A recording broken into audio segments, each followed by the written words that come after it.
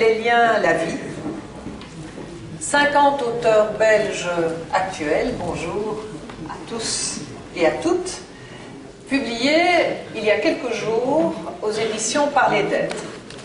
Alors, l'éditrice de Parler d'être est ma voisine Pascale Boyois, que je salue, et qui est elle-même auteure. Alors, vous êtes présidente de l'ASBL Parler d'être, qui fête ses 20 ans. Et depuis 5 ans, Parler d'être est devenu aussi une maison d'édition. Alors, vous êtes une femme délicate, douce, et est extrêmement déterminée. Vous savez tout à fait ce que vous voulez. Je vous connais depuis quelques années, et très gentiment, très en douceur, mais avec efficacité, vous poursuivez votre chemin. Et c'est un chemin particulièrement délicieux et appréciable par les temps qui courent, car vous recherchez la résilience par les mots, le bonheur, les liens entre les individus par les mots. Vous pratiquez l'art-thérapie, la thérapie par les mots. Donc c'est toute une démarche qui est votre démarche et que vous faites partager par notamment les auteurs qui sont ici autour de vous. Parce que pour les 5 ans de votre maison d'édition et les 20 ans de l'association, vous avez décidé de consacrer un livre à une œuvre. Laquelle? L'œuvre, ce sont Les Messagers du Cœur. C'est une œuvre dont la présidente Julie River, qui est à mes côtés, vous parlera plus aisément que moi.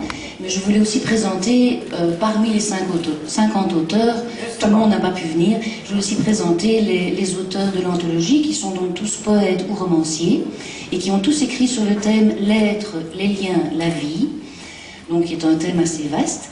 Ils ont tous écrit des textes qu'ils ont offerts pour l'œuvre Les Messagers du Cœur.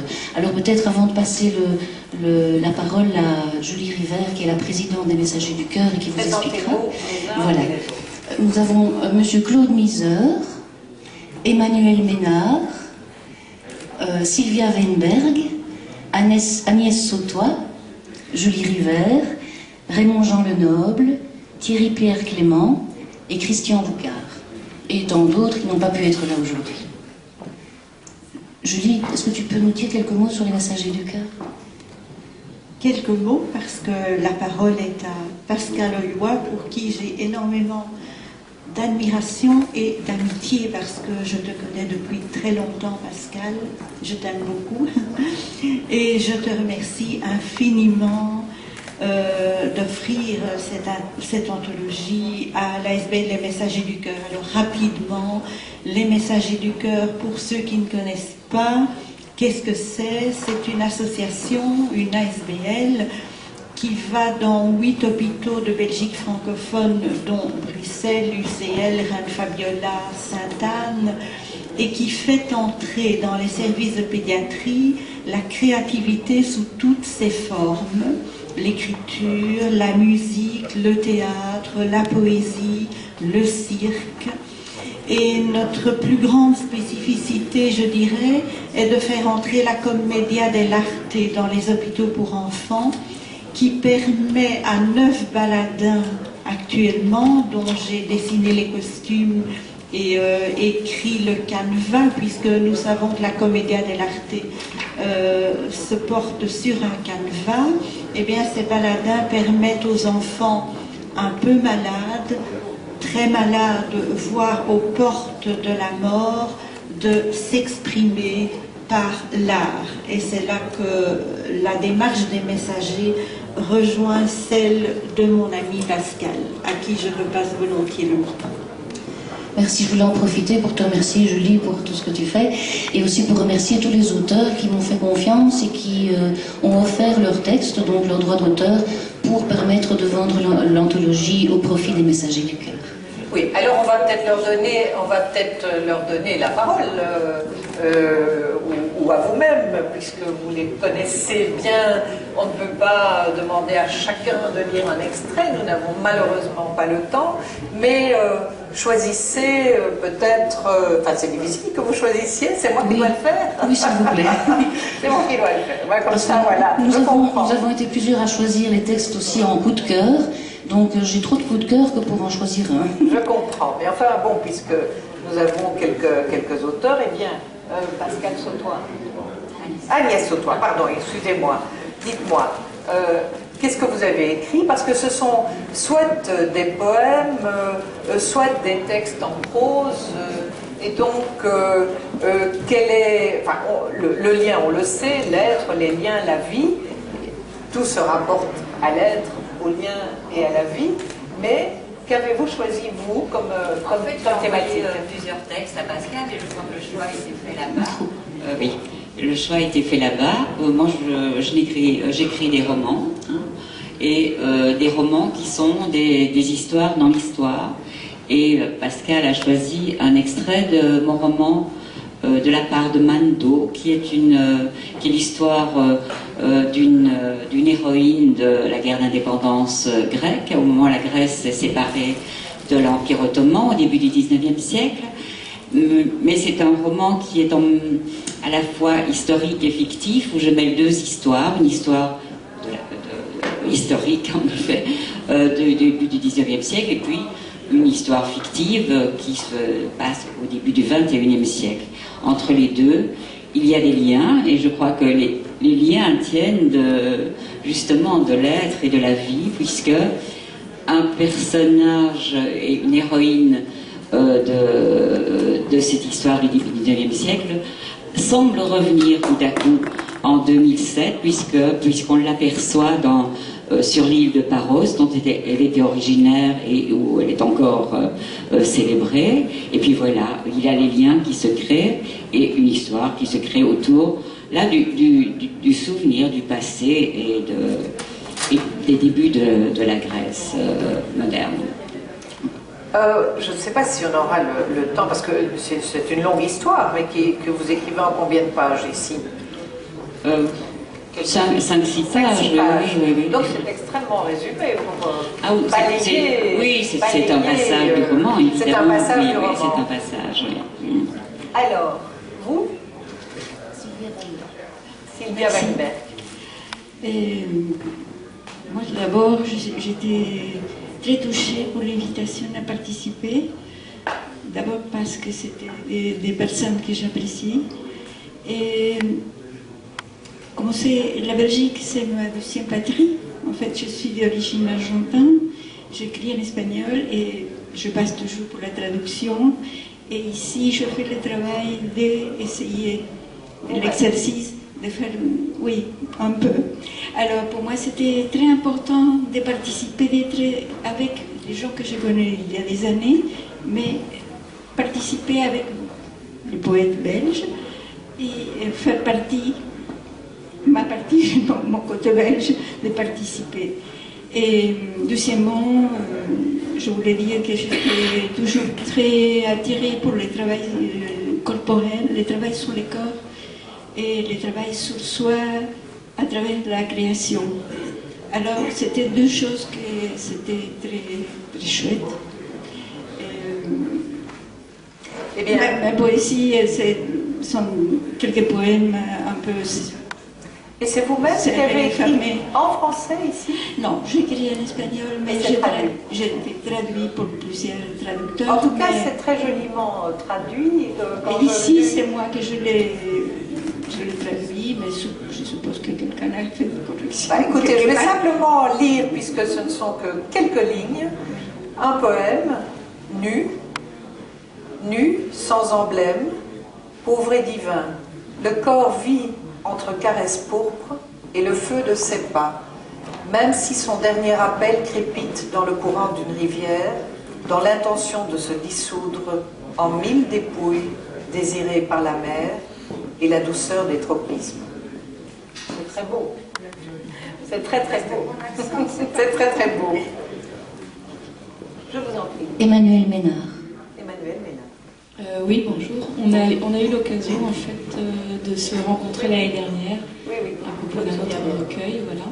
Et donc j'étais aussi très touchée d'être invitée donc pour participer participer à l'aventure, à cette belle aventure humaine. Et j'ai donné aussi quelques poèmes et ensuite c'est Pascal qui les a choisis. Voilà. Hommage à. Derrière ces sales godasses et ces cheveux filasses qui tirent la langue, derrière ces joues bouffies d'ennui et ces grosses poches sous les yeux qui collectionnent les nuits, derrière ces airs de soupe populaire qui se fractionnent en papier mâché à la couleur du parchemin, derrière ces doigts boudins et ces pouces déformés qui ne savent plus caresser, derrière ce visage comme des banalités que compte le quotidien, derrière ces entrelacs de ficelles qu'elle se met autour des reins, derrière ce front comme des ruines qui racontent la grande histoire et ces 1000 chemins qui ont fait sa vie, derrière ce regard gribouillé par des espoirs asservis au destin, derrière ces plénitudes de larmes qui servent de bénitier au cœur quand il a enfin compris, derrière cette chair opaque et flasque qui pendouille comme un condamné à l'oubli, derrière ce mur de silence où les pierres s'amoncellent, tels des mots qui renoncent, il y a la poésie.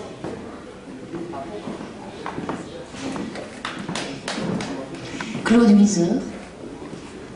Oui, j'étais très heureux évidemment de pouvoir participer à cette belle entreprise et de pouvoir, en feuilletant d'ailleurs la table des matières, de retrouver plein d'amis. Alors,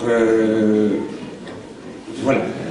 Mais moi, je n'écris évidemment que de la poésie, donc il n'y a pas de prose. Voilà.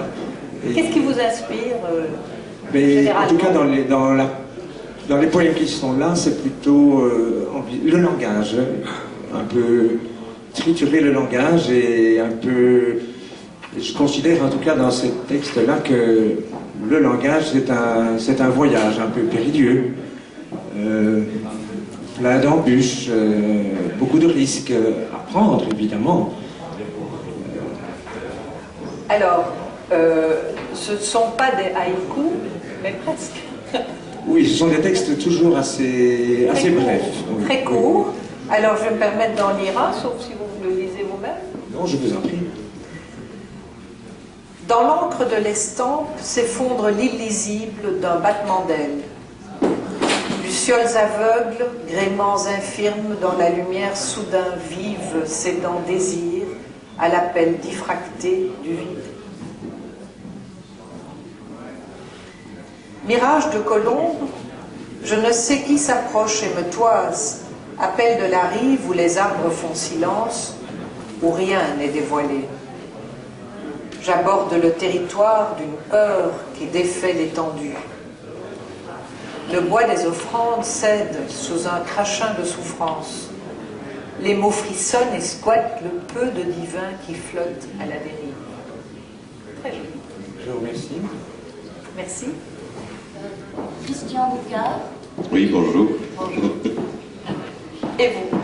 Ah, eh bien, c'est un peu particulier parce que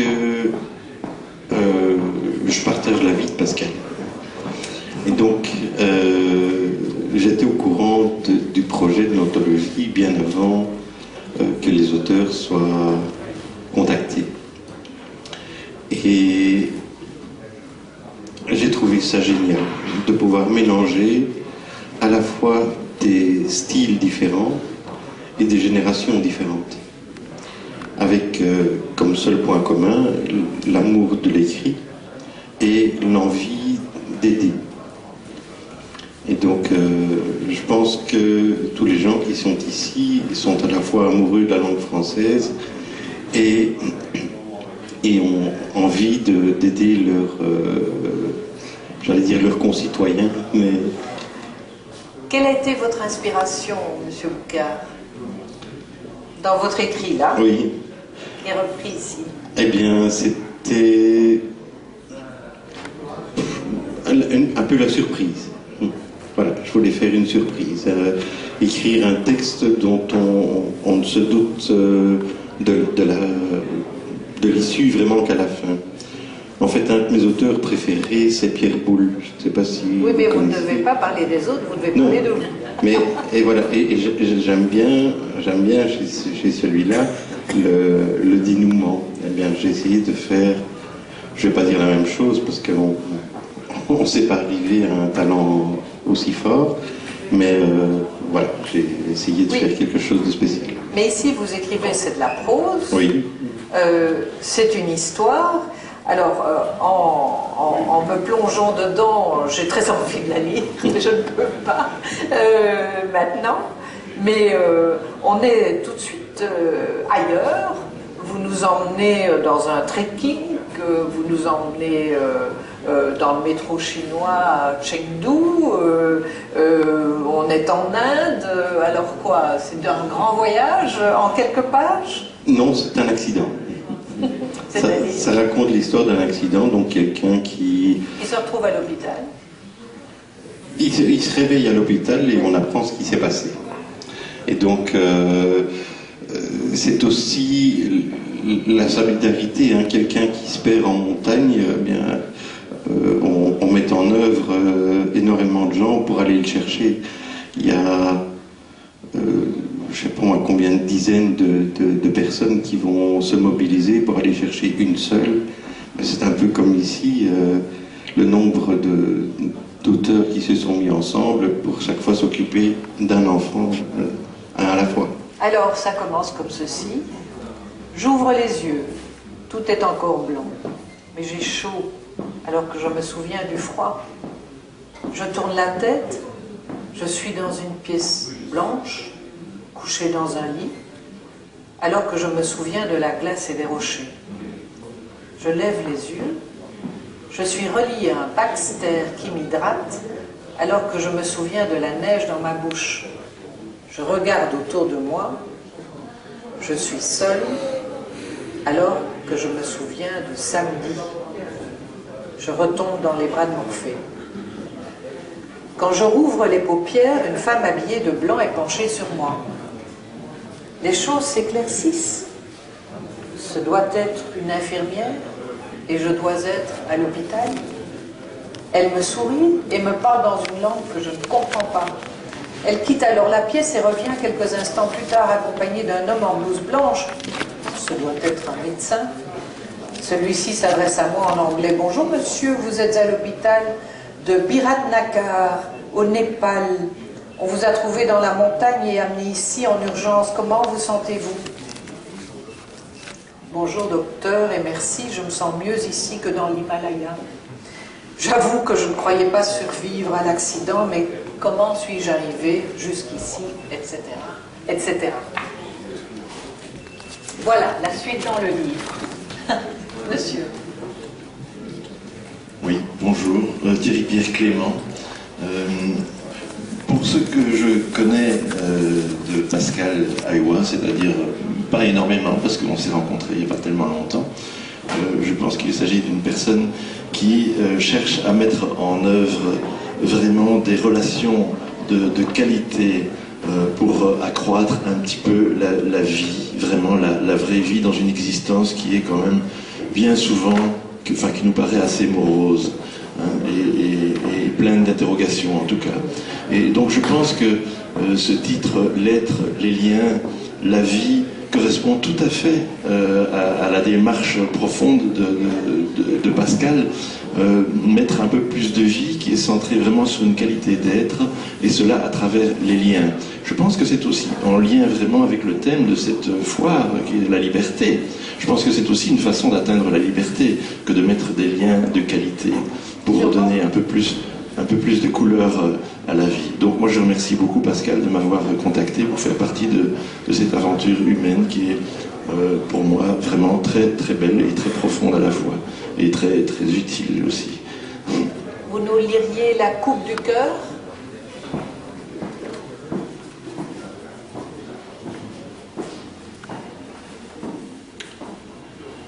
Oh, veillez sur le trésor dévoilé.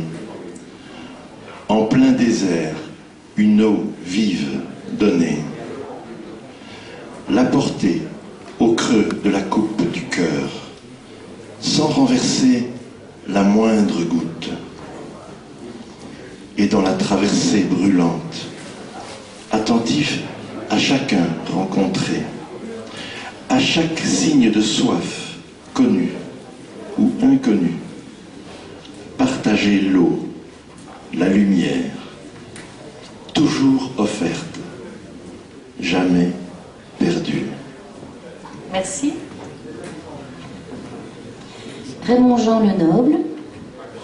Oui, alors je dois vous faire un aveu, j'ai un hobby dans la vie. Merci Pascal de m'avoir accueilli parmi des auteurs, mais moi ce n'est pas comme mon collègue ici, je te connais depuis très longtemps. Donc j'ai un hobby dans la vie, je suis en fait gynécologue et accoucheur. Mais depuis l'âge de 12 ans, à peu près, j'essaye d'écrire des poèmes, puis des chansons, puis du théâtre, voilà. Et j'ai un nouveau recueil qui est prêt à être édité si je trouve un éditeur. Et j'ai fait cadeau de quelques pièces, avec plaisir, à mon ami Pascal. Merci. Julie Rivet. Je vais peut-être lire un tout petit extrait. Voilà. Pardonne à ma mémoire. C'est pas celui-là? Pardon? C'est le 5. C'est là. Ah non. Pardon. Voilà. Armistice. C'est bien pour la liberté. Entre toi et moi, la guerre est finie. J'ai signé la paix des braves, déposé tous mes fusils, affranchi tous mes esclaves, et de toutes mes colères, les canons sont refroidis. Adieu conquête, ces misères, adieu les deuils et les sévices.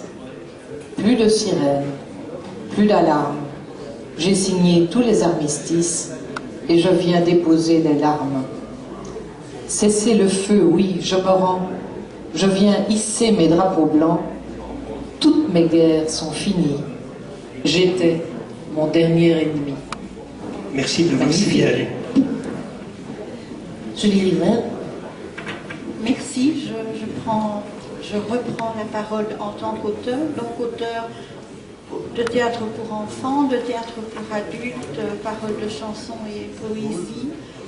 Et je pense que parmi les poésies que Pascal a eu la gentillesse de choisir, il y a entre autres un poème qui me tient fort à cœur parce que si je fais tout ça avec plein de gens que j'aime beaucoup dans les hôpitaux, c'est suite à un drame de ma vie. Et l'un des textes, je l'ai écrit pour ma fille disparue. Est-ce que je peux te demander de lire jusqu'ici? Pascal, peut-être. Tu veux bien? Qui est cet inconnu qui nous guette, qui nous cherche? Est-il notre chemin, notre route, le destin? Ce n'est pas le hasard. Alors qui a écrit ta vie? Oh mon enfant, mon oiseau, mon ange, tu es entré dans la nuit, pure et douce au-delà du temps, mais la lumière reste ici-bas, intacte, éblouissante. La blancheur de ton âme transcende mon désespoir de ne plus te voir.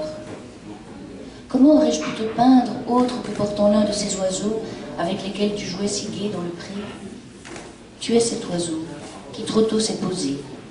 Oui, je t'ai peinte, mon enfant, mon oiseau, mon ange, pour qu'au-delà des larmes et des années, le monde entier continue de t'aimer. C'est magnifique. C'est magnifique. Merci, madame. Pascal Hollois, alors la grande ordonnatrice, mais poétesse et auteure également. Alors, qu'avez-vous choisi pour mettre dans ce livre? J'ai choisi une prose et plusieurs poèmes. Oui.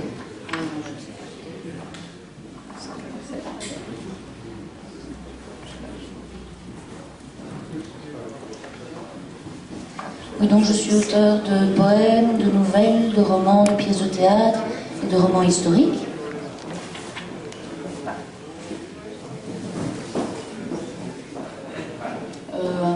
Les 7 lois.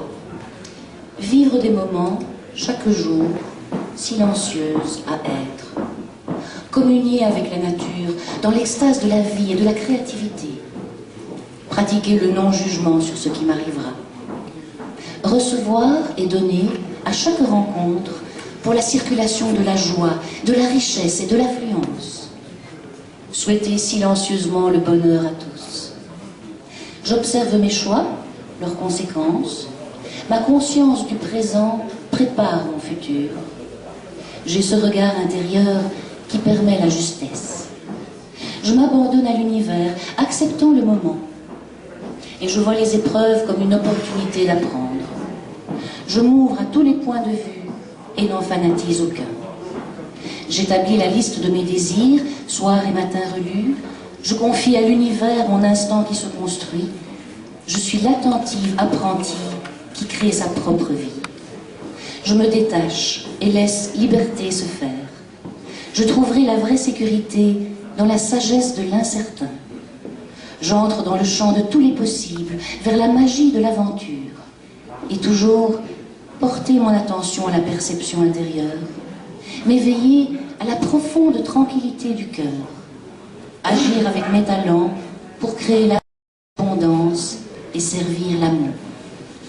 Merci infiniment, bravo. Voilà, en savoir plus, je ne peux que recommander ce livre qui est un livre de résilience. Voilà, merci beaucoup à tous. Merci beaucoup. Et à tous.